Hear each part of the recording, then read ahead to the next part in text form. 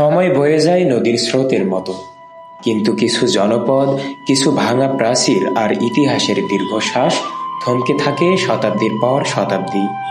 ঝিনাইদহ শহর থেকে কিছুটা দূরেই কুমার নদীর তীরে তেমনই এক ইতিহাসের সাক্ষী হয়ে দাঁড়িয়ে আছে নলডাঙ্গা রাজবাড়ি।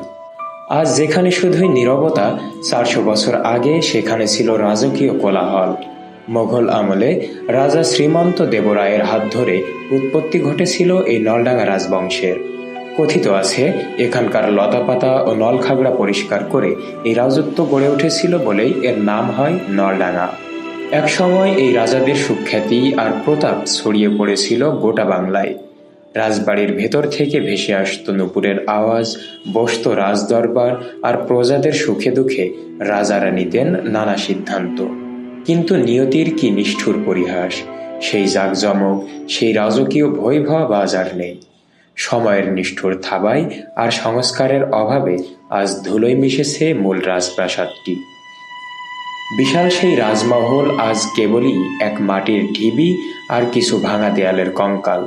তবুও এখানকার বিখ্যাত কালী মন্দির, সিদ্ধেশ্বরী মন্দির সহ মোট 7টি প্রাচীন মন্দির আজও মাথা উঁচু করে দাঁড়িয়ে রাজাদের সেই সোনালী অতীতকে স্মরণ করিয়ে দেয়। মন্দিরের গায়ে খোদাই করা অনন্য টেরাকোটার শিল্পকর্ম আজও মুগ্ধ করে যে কোনো পথচারীকে। নলডাঙ্গা রাজবাড়ি আজ হয়তো ধ্বংসস্তূপ, কিন্তু ঝিনাইদহের মানুষের হৃদয়ে এটি একটি চরম গৌরব আর অহংকারের নাম। এই ধ্বংসাবশেষ আমাদের মনে করিয়ে দেয় রাজত্ব শেষ হয়ে যায়, কিন্তু ইতিহাস অমর।